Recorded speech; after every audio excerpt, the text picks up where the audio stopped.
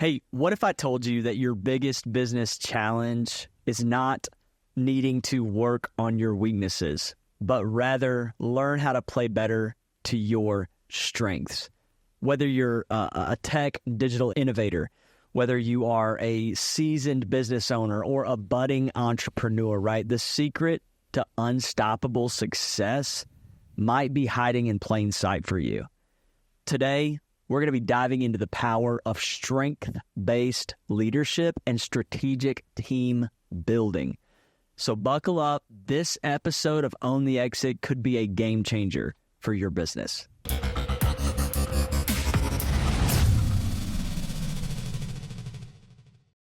Hey everybody, welcome back to another episode of Own the Exit. I am your co-host, Caleb, and I'm here in the studio with Aaron. What's up, Aaron? What's up, Caleb? Thanks everybody for joining us for another episode. Yeah, this is a lot of fun. We've been capturing from some content over the last couple of days with our guest here visiting in Kansas City live in the house, Ben Oberg. What's up, Ben? Thanks for being on the show, man. What's up? Thanks for having me. It's good to meet you, man. Yeah, Ben is the founder and director of the Capitalist Network. Would love for you just a moment to share a little bit more about that. I like the name. He's a seasoned entrepreneur. He's been building businesses, a marketing expert, has done so many different things. I don't want to take time giving you his resume, but I promise you get to know Ben Oberg, you're going to level up. And so I certainly know that I've learned a lot from Ben. So it was really a privilege to be able to have him out here with us in Kansas City for a couple of days, looking at some of the projects that we're working on, as well as now getting to feature him on Own the Exit. So Ben, why don't you just take a moment, introduce yourself to the Own the Exit community? Sure, appreciate it. Yeah, I grew up in Northwest Washington State in a super blue-collar town. Everybody ended up going to Boeing or becoming a logger or a farmer or something like that. And a super depressing area when it's just raining every day, and that's what the world looks like. In high school, I was like, man, I seeing these people that are 4 years older than me coming back from college, getting 1, 2, 3 degrees and working at Subway. And I'm like, this whole journey through school, we've been led. We follow what our teacher says, what mom and dad say. And I'm like, my mom's broke. My dad doesn't make too much money. Both went to college. I'm seeing people come back from college. This doesn't work. And so I'm like, if you're a doctor, lawyer, engineer, or something like that, you need the degree, go to college. And I'm sitting there going, I can learn a lot of stuff on YouTube. And I was into cars and motorcycles and stuff. I find like 60, 70, 80-year-old mechanics that nobody my age wanted to learn about that stuff. So they were like really excited to teach me things. I'm like, there's so much I can learn outside of school from people actually doing what I want to do and not have to go to school to do it. And get immediately into application, not doing all these general studies and stuff. I had that philosophy. And when I got out of high school, I'm like, what do I do? This is the first time in my life where nobody's telling you what to do or what you should do. And I actually went into the car business, automotive sales, selling Hyundais. And I was there for 4 years. That gave me all the foundation that I still use every single day to own my own business. And I learned how to sell, how to communicate with people, how to present a product, the customer service aspect, following up, taking responsibility. And I learned all of that in the car business. And it gave me the foundation to start my own. November 4th, 2016, I quit the car business, and I've worked for myself since then. Had a couple different businesses, shaped it in a couple different ways, built it up to a multiple 6-figure per month, lost all of it, had to start back at zero again and come back up, and I'm still alive, so I guess I'm doing okay. Yeah. That's awesome. So about 8 years, sounds like you've been running your own businesses. Was that what was that transition from the stability of the sales job and that corporate environment?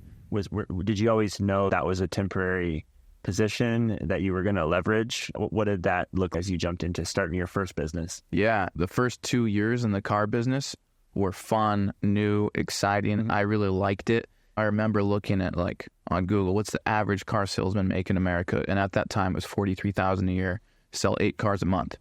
And I'm like, I know I will be better than that. I know I'll do well and excel. And I just looked at 2 people. I'm like, who's the number one guy here that's crushing it every month? And who's the guy that just sucks? And I'm like, those are the only 2 people I need to learn from and ethically exploit. Learn from what the bad guy's doing, don't do it. Right. Learn what the top guy's doing, but do it better. Or look at what he's not doing that he could be doing and implement that. And about 2 years in, I'm the top guy at that store, the top guy in the district for that brand. and I'm 20, 21 years old. And I hit this ceiling where they're like, look, you can't even grow facial hair yet, so you're not going to go into finance. You're not going to level up. And I'm like, okay, so you're telling me you've set my own ceiling for me. Mm-hmm. And that's when I started to get really depressed because I'm like, I want to do more. And I remember my mom and dad at the time, they're like, just stay there. You're doing a good thing. Nobody makes $100K a year as a 20-year-old. And I'm like, okay, so you guys don't believe that I should do something different or do more. And I remember just feeling so shitty because I had nobody in my life that could show me or even hint at something better. And I finally just one day was like, I need to start something. And as I said, I'd always been into cars and motorcycles. So I'm like, I'm broke. I think I have $1,800.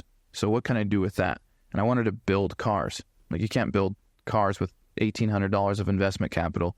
So I ended up going, what about accessories for motorcycles? Then it ended up changing to sissy bars. They're like the backrest for motorcycle. Taught myself to weld, bought a welder and a oxyacetylene torch, taught myself how to weld, and I started making all these cool twists and all of this really cool stuff. And then I had to figure out how to market on social media, build my own website. And so at the dealership, I'd be there 63 hours a week, and then I would go home and I would weld in my own shop another 40, 45 hours a week. I'd maybe go to bed at 5, 6 a.m., wake up 2 hours later. And I got that business to about $6,000 a month, which made me depressed more because I'm like, that is not enough for me to leave. Yeah. And so one day I finally just like, I've had it, and I quit and walked out the door. I had one paycheck of about $2,600 that was coming to me, and I had a mortgage of about that amount and a car payment. And I remember just going, I'm going to figure it out. And I always would listen to Les Brown. And he said, you got to put yourself in the position to win where it's do or die, sink or swim. And a lot of people, they'll just figure out how to freaking swim because they have no choice. And so back against the wall, your only way is up. And so I never looked back, and I figured out how to take a lot of those sales skills and lead generation skills that I learned, and I started doing it for other businesses. So I quit November 4th of 2016, never looked back, and started just inching my way up. And all of a sudden, I think I started believing in myself. I'm like, wow, I'm actually doing something on my own without the guidance or leadership of somebody else. Yeah. That's an amazing story, man. That's excellent, man. Going back to something that you said about when you started selling at the car lot, right? There were only two people that you wanted to learn from, the guy that was crushing it and the guy that sucked, right? And I want to learn the strengths of the guy who's crushing it, and I want to learn from the weaknesses of the guy who's not. And I think it's such an interesting topic of conversation because then really when you consolidate that even into yourself, right? Building a business, as you've done multiple times with high levels of success, it requires not only being able to see that and learn that in others, but then being able to look internally. I think the most successful people are not the people that are only aware of their strengths, but are also really aware of their weaknesses. Yeah. And then build an infrastructure around them in their business that helps them be able to regularly play to their strengths. Absolutely. Build teams around accommodating for their weaknesses. Tell me a little bit about your journey to uncovering your strengths. And then also, I think every entrepreneur probably has moments where they think they're better at stuff than they actually are. And they uncover a weakness for the first time. I'd love for you to wickler in maybe a story about a time where you realized you weren't as good at something as you thought you were. I know my strengths are ideas, high-level thinking, networking, sales, and follow-through. I'll never do something that I won't back up and deliver on. But when I started having some success, I got my overall business to about $500,000-$600,000 a year. And I hit a cap. And my cap was myself. I had an administrative assistant, and then basically like the unicorn dude that was good at marketing, writing copy, online sales, lead generation, all that stuff. And he was my all-in-one sort of marketing guy. But past that, I was not willing to give up control of certain things that I wanted to do myself because I thought I was going to do a better job, and I'm a perfectionist, and if I give this control to somebody else that doesn't own my company, they're not going to care as much. And I kept myself in a place where year 2 was like $600K. Year 3 was like $600K. And the one thing that stayed the same is I was not willing to build my team because of all the things I didn't want to give control up in. I wanted to build my own sales funnels. That was because it was a marketing company, digital marketing. I wanted to build my own sales funnels. I wanted to write my own copy. I wanted to be the salesperson. I wanted to be the guy developing the relationships. And 3 years, it kept me at the same revenue level of just not giving up control. That was super foreign to me. And the minute that I actually listened to my COO at the time, I was like, hey, maybe stop doing the job of 9 different people, and we need a funnel person. We need a media buyer. You don't need to run the ads. You don't need to do the funnels. You don't need to do the sales. You don't need to do the copywriting. So I started outsourcing that, which is obviously an art in itself to find the right people. Yeah. When I did, I'm like, oh, cool. We have 2 more people in the organization, and we went from $600K to 1.2 million. And then, okay, we need to operationally to scale more. We need this person, and we get to 2 million. And I'm like, now that it's not me, myself, and I am outsourcing to good, qualified, talented people that care, the business grew from 500K to 2 million a year. And that was only another 4 team members. Yeah. So would you say then that the strength that you had by being good at a lot of different things maybe became a weakness at a certain level? Because, yeah, and I think that's probably the case for most entrepreneurs, right? Like, we have this natural wiring to constantly be growing and constantly be educating. And so then we have this focus that we place on, if we realize that we're weak at something, then our natural response is, I want to get stronger at that. Yeah. So if I uncover a weakness, then I want to invest time to shore up and strengthen that weakness. And I think this topic of our conversation is, if you want to really build and scale a business, then when you identify a weakness, don't necessarily always invest yourself into spending time to develop and strengthen that weakness, but rather identify it, recognize it, and then find somebody either already on your team or someone that you can bring onto your team that can fill that weakness so that you can keep strengthening your strengths. Absolutely. I have this sort of philosophy that because you're right, it kept me at 500K. My strengths got me to that point, and then it kept me there by not delegating. And so I have this philosophy now that's, you need to understand enough in all the areas of your business to recognize problems when they arise, or you need to hire somebody that recognizes the shit that you don't recognize to know about that particular area. Yeah.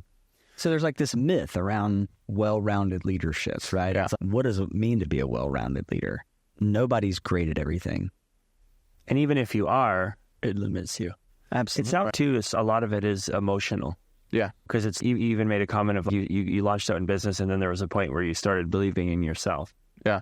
And you're like, I can do this. And then you got to a certain point, but then it was almost another emotional time of, I don't want to relinquish this control. Like, I built this. And I know for a lot of entrepreneurs, hey, this is my baby. Like, I did this. No one's going to do it better than me. No one's going to care as much as me. But then that keeps us like capped, like you said. So it's interesting how so much of business and entrepreneurship it's emotional and it's mindset. Absolutely. And it's realizing, wow, I'm actually going to make 4 times the amount of revenue doing less and doing the things that I actually enjoy doing, that I wake up and I'm actually really excited to do this task, versus the other 8 jobs that I could do or I'm good at, but maybe don't even bring me as much joy. There's certain people that you can talk to that give you energy. And then there's certain people that they just take your energy. It's the same with situations in business. I came to realize not only is X, Y, and Z element of business something that I enjoy, but it gives me energy. And here's things that I'm good at, quite frankly, like really good at, but it takes my energy or it tires me out. And it's like copywriting. I'm a good copywriter. I don't like sitting on a computer for 7 hours and writing out a script that's 10 pages long. Yeah. I'm good at it, but that takes my energy. But networking with people, for example, or sales or speaking and things like that, it gives me energy. So I have to evaluate like what is giving your energy and what is taking your energy. It's just like getting rid of toxic people, whether they're your own family or friends in life. Yeah. You have to like, what are the toxic things that you're doing in business or that are taking your energy where you need to get somebody for that. Yeah. That's an interesting thought, because sometimes it's something that is a strength is actually a strength in one way, but a weakness in another, because it's sucking the life out of you, Absolutely. even though you're good at it. And I was actually just on a call in a mastermind this past week that I'm in with Dan Martell. And Dan he wrote the book Buy Back Your Time, and a super cool guy. He was talking about energy auditing and then productivity auditing. So taking 2 weeks, highlighting what are all of the tasks that you do over 2 weeks, because you're basically going to do everything that you do in your business at least one time in a 2 week period, right? Like for the most, well, there might be a few outliers, but most everything is like you repeat, right. You do the same kind of stuff. And so do it for two weeks, and then highlight in green all of the things that give you energy and life, and highlight in red all of the things that suck energy and life. That's step one. Then step two is go through and give every single one of them a rating from $1 symbol to $4 symbol, right? One is the lowest productivity task. And then then get all of the red ones that are all $1 and $2 symbols, and immediately get somebody to do that. And that determines your next hire. Absolutely. Not, I need someone with this specific skill set and expertise to do all that. No, I just need someone to take all of this off my plate so I can do more of these green $4 symbol tasks, because that's what's really going to elevate my business. Yeah, absolutely. I 100% agree. And I would actually evaluate every few months or so. Like, I have a schedule I keep for myself, and I always begin tomorrow before I end today. I know what I'm doing today because of the plans that I made yesterday. Yeah. And there is a lot of that repetition, but I'm always evaluating the activities that I did last year. Are they the same ones I need to be doing this year to scale the business operationally or revenue-wise? And you'll often find times that you either delegated something or you found a better way to do the same task that's more efficient with your time. Yeah, absolutely. So you've built a team, right? How big's your team now? It's not big. It's only 9 individuals. But the interesting thing is that we have a marketing firm, and our primary focus is providing digital marketing to financial advisors. Yeah. Because we niched down, I was able to scale back the team size and increase the revenue. But 3 or 4 years ago, to hit the same revenue level, we had 21, 22 different people, primarily contractors, but dang near all of them worked full time. And I had to be like the sun, putting my energy in all these different directions. I need to be good at marketing for real estate, marketing for advisors, marketing for fitness people, marketing for restaurants. And so to do all of that, it was my ego. Like, I want to be good at marketing all things. And we weren't, and I wasn't. So I had to be like, let's focus on an industry where we can repeat, we can streamline, we can hire industry specific people. That allowed me to not have to manage 24 people and know where everything is all the time. It was like I was the CEO babysitter. And now it's 8 or 9 people that make the ship sail faster in a more quality direction on better water. Yeah. So share a little bit about your approach to building a team that, allows you to play to your strengths and complements you in your areas of weakness. I don't know if I even have a good strategy behind that. I've been really fortunate where in my earlier years, as I was building my personal brand, I taught a lot about social media marketing and how to monetize Instagram, Facebook, things like that. And some of my thousands of students going through my programs, and only a handful of them would rise up through the ranks and show like commitment and character and work ethic and tenacity and just a can-do attitude. And some of those people ended up becoming the people that work for me. And they, by association, had good people in their circle. One of my students became my COO. And she had connections in the same world that I didn't. And so when we needed a copywriter, we needed a good media buyer, I know a couple people. And because she was a quality person and I saw that, she had quality people in her network. And kind of my whole organization has been formed that way. My COO knew somebody, and then the funnel builder knew somebody here, and the media buyer knew somebody here. We have a production team, and the whole production team exists because of one student that came through my program that I was like, this guy seems like he's good. And sure enough, in 2021, he ends up shooting the most viral real estate photography on Instagram, in the entire world. And that's like my production guy. And he's, we've had really tough times where I've been like, guys, we're not going to take in what payroll's going to cost this month. And we've had that months at a time in the past. And my team's been like, hey, we know we'll figure it out. We'll get through it together. We're going to reduce our rates. We're going to cut down to just a slim wire here, and we'll get through it. And my entire team to this day has been with us during times where I'm like, hey guys, we're going to lose money for the next 7 months. And they're like, cool, let's get through it. So I've been pretty blessed with that. Yeah. Yeah. The team I view it as like leverage. When we think of leverage, it's like having a real estate background. I think of that, okay, you put 20% down and control an asset 5 times the value. But it's the same with people. When you're able to employ somebody for X amount of dollars, and then the value they add or what's able to be produced is like 5 times that, right? Have you experienced any times where it was negative leverage, where it was like, because when you get that wrong person, just like buying a bad property, that didn't work out. I have multiple times too. I think I was telling this story to Caleb or one of the guys the other day. I had a business partner that to this day, immense respect. He's the unicorn guy I was talking about. Mm-hmm. He was doing 9 different things in the business.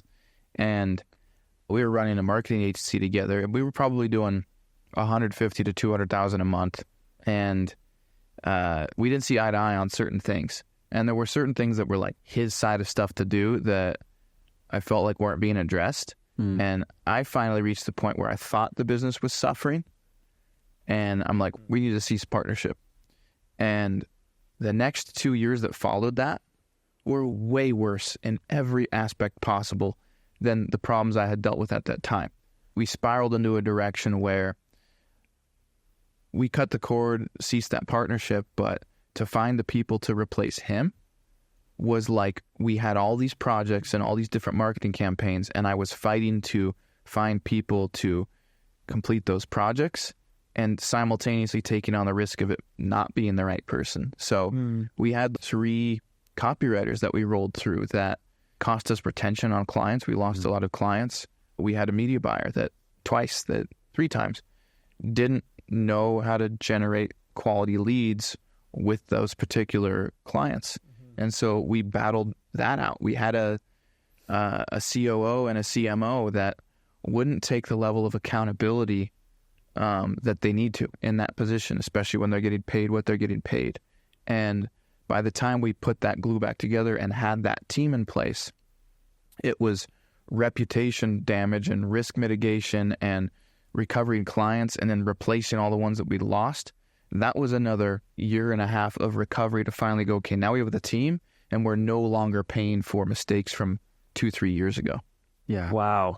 So it's a ripple effect. Absolutely. Through, yeah. Yeah. Absolutely. The wrong person and It's also the same with partnerships too. It might not be somebody on your team, but if you have a partnership in business where, somebody doesn't deliver or there's just, you lose trust in them or they do something, there's definitely implications of that as well. Mm-hmm. Yeah, absolutely. So, man, talk a little bit about right now, I know you. We've had enough conversations now where I know you are clearly a growth-minded guy, a lifelong learner.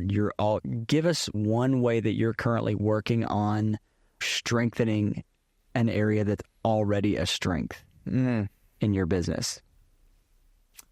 I would say, before you finish that sentence, I was thinking balance, the word balance, because when we think about success, everybody thinks about money. And I think money is really freaking important. I think it's really freaking important. It's like right underneath air. You need money. But I think what a lot of people don't look at is the way that you're earning money and going about it. There's so many layers to it. Is it fulfilling to you? Is it a beyond equal exchange of value? Are the people that you're selling to, your product or service, whether it's a business or B2C, are they getting more value than what you're selling it to them at? Are you passionate about it? And is it creating balance in your life?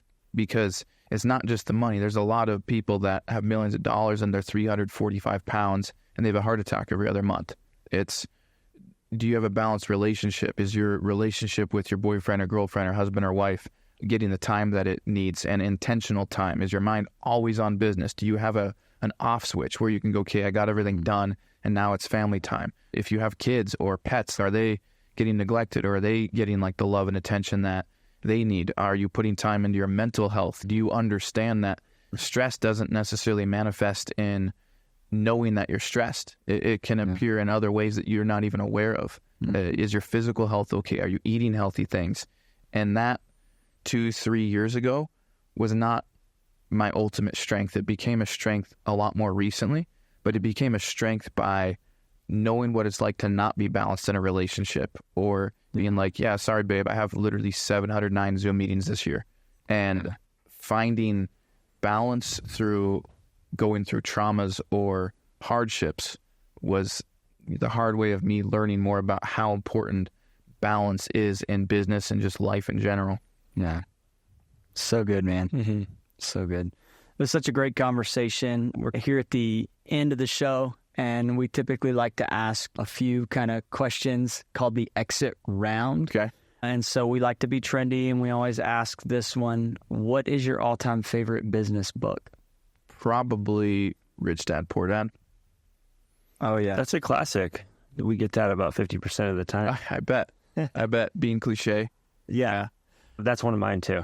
Okay, second question. If you could go back in time to 18 years old, or say you're still at the Hyundai business yet, what advice would you give to yourself back then?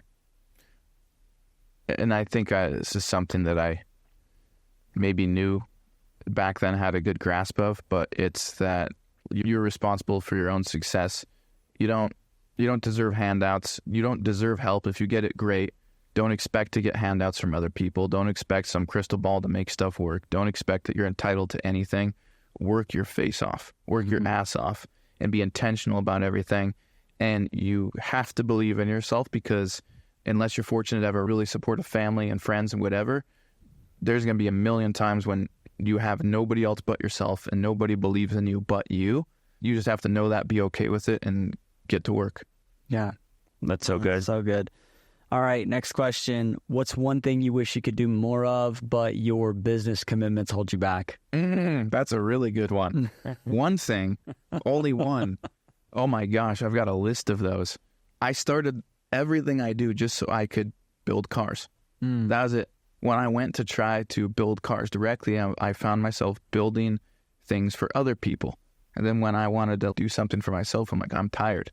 This whole journey has been about funding my hobbies. That's what it's been about. Yeah. I'm about being in nature and just doing things that make me happy. I remember climbing trees as a little kid and how much it make me smile, or being on a roller coaster. I always think back to what makes you smile ear to ear, like when you were a little kid. And for me, it's like anything, building cars, racing cars, being in the forest, hiking, mountain biking, surfing, finding a waterfall to jump in. So any of that, I try to do a weekly adventure. It's on like my sort of SOPs for the day, standard operating procedures. So it'll be like business, and then I'll be like weekly personal adventure activity. So whether it's working on a car or hiking or mountain biking, I find energy and kind of ground myself in being in nature. So I'd say probably more of that. That's awesome. Yeah. What percentage of your income would you say is passive versus requires your active involvement to earn it? Presently, probably 15 to 20% passive. It needs to be more like 200,000%. Yeah, absolutely. Absolutely. Last question here, would love one or two strategic tips, but what is your strategy for creating time freedom and financial freedom for yourself? Oh, this is a good one. I think you have to be very cognizant about how you earn money. If you go down a rabbit hole of just making money to make money, I don't care whether somebody says like you need to be passionate or not. I think you really do need to care about what you do, because if you keep scaling something that you don't love doing, it becomes way harder to reverse that or make a change. One, it's being very intentional about what you're doing to make active income and truly loving it. And then being disciplined to go, how do I take that active income and deploy it into passive cash flow and assets that pay me back. Yeah. Because to me, it's all about getting the time back. I'd say it's do something that you love doing that you can be highly paid for, and have the discipline and knowledge, at least a basic understanding of being able to deploy that into passive assets. And the third part of that we don't teach intentionally in school is nobody taught us about credit cards. Nobody taught us about, account, taught us about credit, bankruptcies, any of this stuff. We all learned it on our own by design. And so it's learn about the producer's tax class versus the W-2 employee. W-2 employees will always pay more taxes than anybody else in the world. And they will happily do. And they think they should pay all these taxes and stuff. And when you learn about passive assets, you go, oh, wow, there's like a whole other world where I can keep more in my pocket. And that's also the world where assets pay you and you don't work for them. Yeah. So it's make the money in a way that you love, but have the knowledge and discipline to every year, every 6 months, every quarter, however often you can do, tuck it into passive assets so you don't have to be baby boomer dad that didn't get to retire till he's 70 and his Social Security doesn't exist. And then you go enjoy life in your motorhome and die with cystic fibrosis or whatever disease they've labeled. Yeah. That's that. Yeah. And just understanding and having had conversations with you and growing friendship with you, I feel like that everything that you just said is the reason why you launched and started the Capitalist Network, right? Yeah. Because you're teaching and training people in alternative investment vehicles and ways to deploy capital that kind of defy what the machine wants people to know. And it's really giving people the opportunity to take advantage of some of the strategies of the ultra wealthy. Exactly. So that you can get those tax advantage, get those asymmetric returns. So I'd love for you to let our audience know how could they potentially get more connected with you and the Capitalist Network, and if there's any financial advisors that are listening and want an exceptional marketing option, just how can folks get in touch with you and track more with you? Absolutely. If they want to find out more about the Capitalist Network, they can just go to thecapitalistnetwork.com. Socials, Ben Oberg. You can find me on Instagram, TikTok, YouTube, all that good stuff. And the Capitalist Network is exactly that. It's all of the alternative stuff that they don't teach in school, and tax strategies and alternative investments. And quite truthfully, all the stuff that 99% of the financial advisors are illiterate on and have no clue on. And get me on my socials, thecapitalistnetwork.com, and you'll find me. That's awesome, man. Thanks, Ben, so much for joining us on The Exit. It's going to wrap up our show, but Aaron, any kind of final thoughts or takeaways from today's episode? I mean, I guess one of my big takeaways, man, one of the things you said is just the idea of just putting in that work. Yeah. And whether you have emotional issues to work through, or we all do in business and on our journey, or mental, like expanding our minds in each phase, but just putting in that work. And what you said about not being entitled, not expecting that it's going to be easy. Yeah. And just signing up and saying, this is going to be super hard. You can't let yourself just doing it if you expect everything to be hard. That's awesome. Yeah. Thanks so much, man, for joining. It was just really awesome to hear from you. All right. Thanks for joining us for On the Exit. We'll see you next time.